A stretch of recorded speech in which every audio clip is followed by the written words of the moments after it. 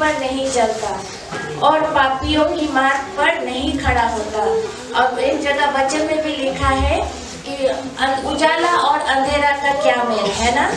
आज हमें अंधेरे से उजाले में लाया है, तो हमारा संगति, हमारा उठना बैठना किसके साथ है वो ध्यान देना है, क्योंकि हमारा जैसे उठक बैठक करेंगे वो स्पिरिट ट्रांसफर होता है।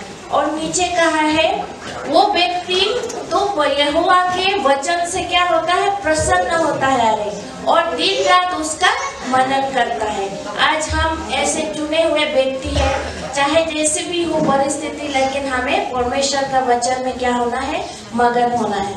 तो आज पवित्र दिन, विश्राम का दिन है। आज हम परमेश्वर के भवन में उपस्थित हैं, आनंदित है। तो आइए हम सभी मुंह खोल के, परमेश्वर ने हमें जुबान दिया है, हफ्ता भर हम अपनी बातें करते रहे हैं ना, एक दूसरे से बात किए हैं, चिल्लाए हैं, लेकिन ये समय परमेश्वर से महिमा करने का है, उनका नाम को ऊंचा करने का। तो अपने स्वरों को खोल के हम इस वक्त परमेश्वर को हम धन्यवाद देंगे। आइए।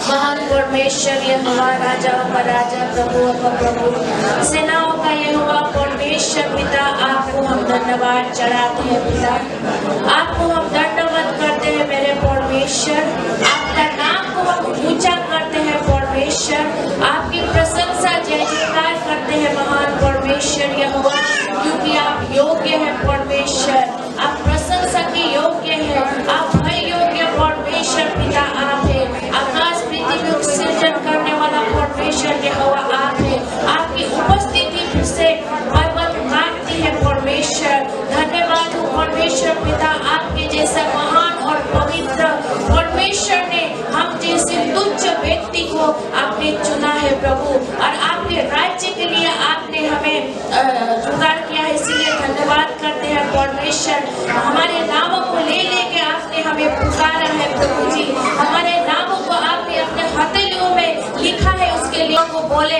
तब हम ध्यान से आपके वचनों को सुने। जो आपका वचन को ध्यान से सुनता है प्रभु, वो आशीषित होता है और वो आपको आदर करता है पिता। धन्यवाद, हम आनंदित है परमेश्वर आपके सम्मुख आके पिता, सारे आदर महिमा भक्ति स्तुति आपको चढ़ाते हुए इस प्रार्थना को मांगती उद्धार करता यीशु मसीह के नाम से, आमीन।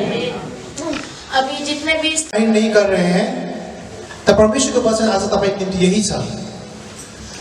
यदि तपाईले परमेश्वरको निम्ति केही गर्नु छ भने नि, तपाईले आफ्नो दुःख, आफ्नो कष्ट, आफ्नो मनमा भएको पीडा चाहिँ परमेश्वरको वेदीमा ल्याउनु जरुरी छ। 2023 सालमा तपाईले परमेश्वरमा नयाँ उचाइलाई छुनु छ भने नि, तपाईको बिमारी, तपाईको हृदयको दुःख कसरी नबुझे पनि परमेश्वरले बुझ्नुहुन्छ। त्यो कुरालाई चाहिँ तपाईले परमेश्वरको वेदीमा ल्याउनु आवश्यक छ।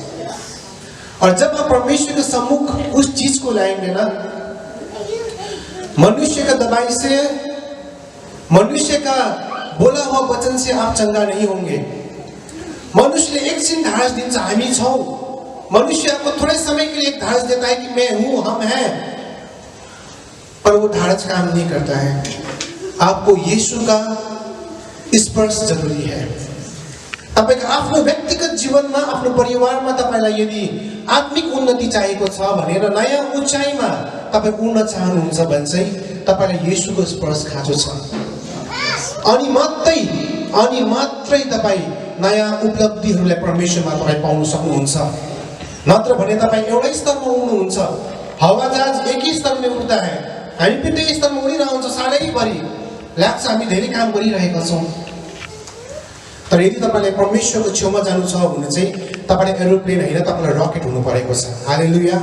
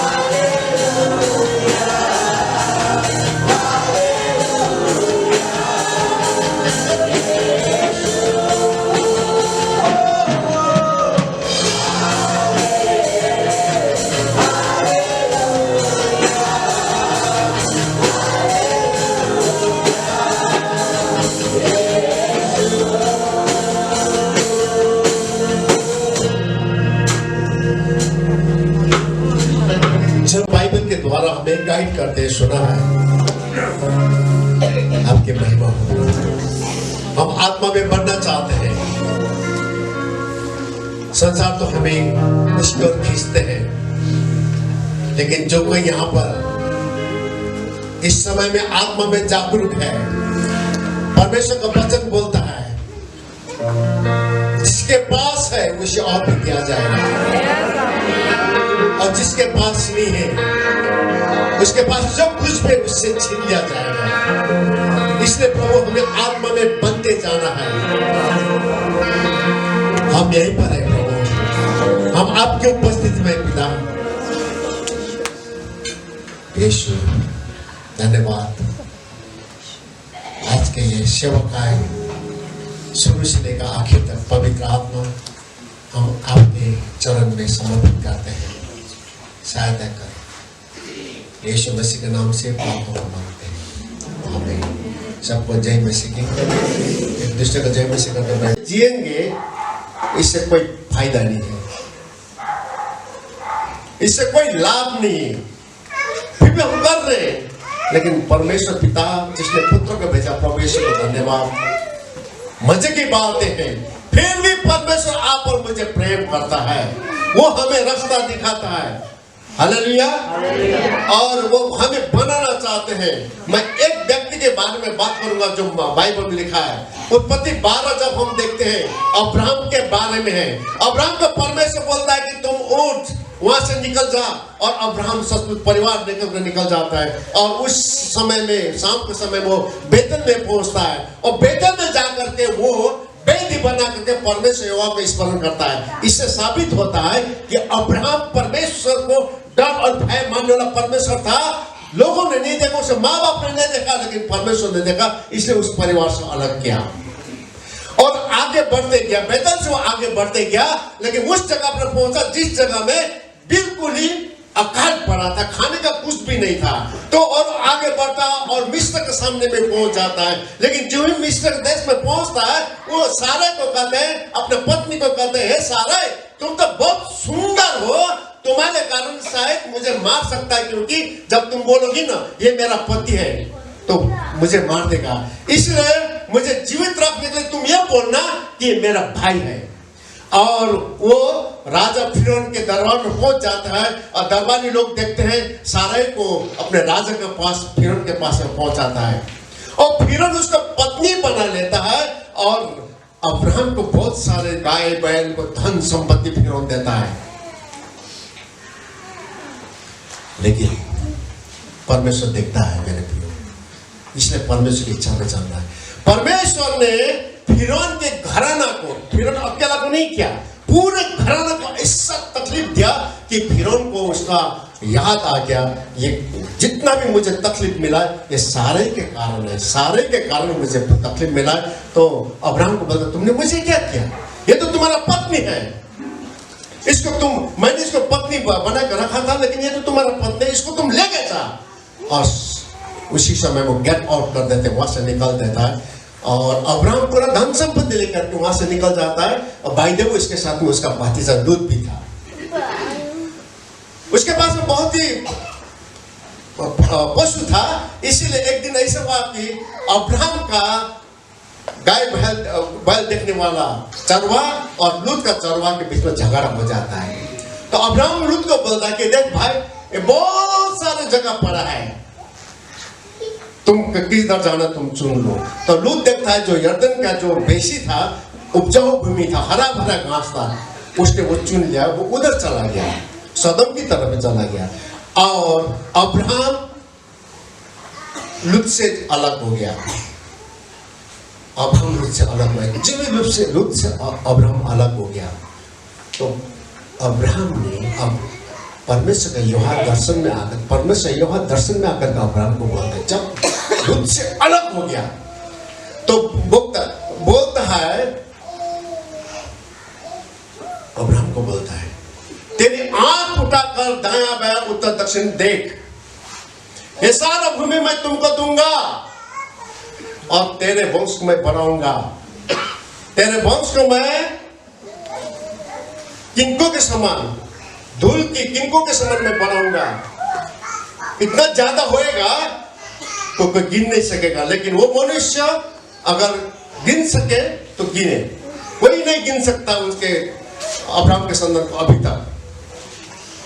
उसके बाद में अब्राहम को खबर मिलता है कि लूत को 4 राजाओं ने अटैक करके कि सारे सामान को लूट करके पति पत्नी सबको लूट कर ले गया।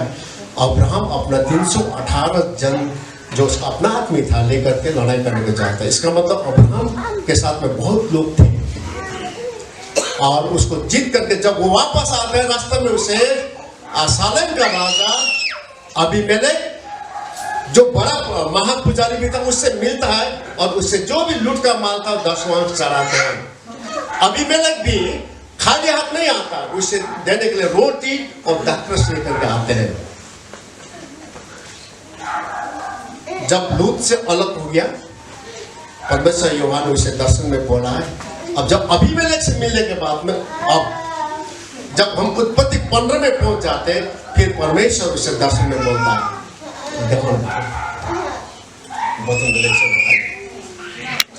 ओके, उत्पत्ति 15 के 1 से 6 में ऐसा लिखा है, इन बातों के पश्चात यहोवा का यह वचन दर्शन में अब्राहम के पास पहुंचा, हे अब्राहम मत डर, तेरी ढाल और तेरी अत्यंत बड़ा प्रतिफल मैं हूं। तेरा ढाल और तेरा अत्यंत प्रतिफल कौन है? मैं हूं। किसने कहा? अत्यंत प्रतिफल को अंग्रेजी में लिखा है, your reward will be great. तुम जो इनाम मिलने वाला बहुत ही बड़ा है। अब्राहम को ढाढ़स दे रहा है, मत डर, मैं तेरा ढाल हूं। ढाल जो है कभी हम लगाते हैं, कवच लगाते हैं तो बुलेट लगने से वो वापस जाता है, रिकोचिट बोलते हैं उसको अंग्रेजी में, वो वापस चले जाता है। और तलवार से काटने से नहीं काटता, उसको बोलता है ढाल। तुम्हारा ढाल मैं हूं। यहोवा बोल रहा अब्राहम को इतना प्रेम करता है। उसने गलती किया एक बार में, अपना पत्नी को फिरौन के पास में दिया, फिर भी परमेश्वर से प्रेम कर रहा है। आपने भी जीवन में बहुत बड़ा गलती किया होगा, मत समझना कि उस गलती से आप दोषी हैं। परमेश्वर आपसे प्रेम करता है, परमेश्वर मुझसे प्रेम करता है। हालेलुया। आप खुला हो जाइए, पास्ट इज पास्ट, आगे देखिए। अब उसके बाद में अब्राहम ने क्या बोला? नंबर 2 में अब्राहम ने कहा, हे प्रभु यहोवा, मैं तो निर्वंश हूं और मेरे घर का वारिस या दमिश्क वासी एलीएजर होगा, अतः तू मुझे क्या देगा? Abraham is great. वो परमेश्वर के पूछता है, मैं निर्वंश हूं, मैं तो निसंतान हूं, चाइल्डलेस, मेरे पास कुछ भी नहीं। मेरे पास जो नौकर है, मेरा जो दास है एलीएजर, जो दमिश्क वासी है, यही मेरा पूरा जितना भी मेरा संपत्ति है इसी के पास में होएगा, यही ले लेगा। और आगे वो कहता है, आप तो क्या रखा महान परमेश्वर पिता। इसी तरह प्रभु आप जो प्लान हर एक का संतान से आपने बनाया महान परमेश्वर पिता, वो आपका प्लान सक्सेस हो हर एक का जीवन से महान परमेश्वर पिता। मैं प्रार्थना करता हूँ प्रभु, उस प्लान के द्वारा महान परमेश्वर आपका महिमा, आपका प्रशंसा, आपको नाम को जय जयकार हो महान परमेश्वर पिता। प्रभु आप बनाइए महान परमेश्वर पिता, हर एक को किस तरह प्रभु आप बनाना चाहती है महान परमेश्वर पिता। मैं प्रार्थना करता हूँ महान परमेश्वर पिता, ये मनुष्य का प्लान नहीं है प्रभु, ये आपका प्लान है। ये सर किससे जो फिर आपके इच्छा से जो वो हर एक का जीवन से, हर एक संतान से जो आपने चाहते हैं महान परमेश्वर पिता, ये आपका इच्छा पूरा हो बोल के मैं प्रार्थना करता हूँ महान परमेश्वर पिता। मैं धन्यवाद करता हूँ महान परमेश्वर पिता, इस गंसरावनी मंडली में प्रभु आपका जीवन से जो आपका प्लान है वो सक्सेस हो महान परमेश्वर पिता। आपने जो चाहा है महान परमेश्वर पिता वो होता है महान परमेश्वर, क्योंकि आपका वचन जीवित है।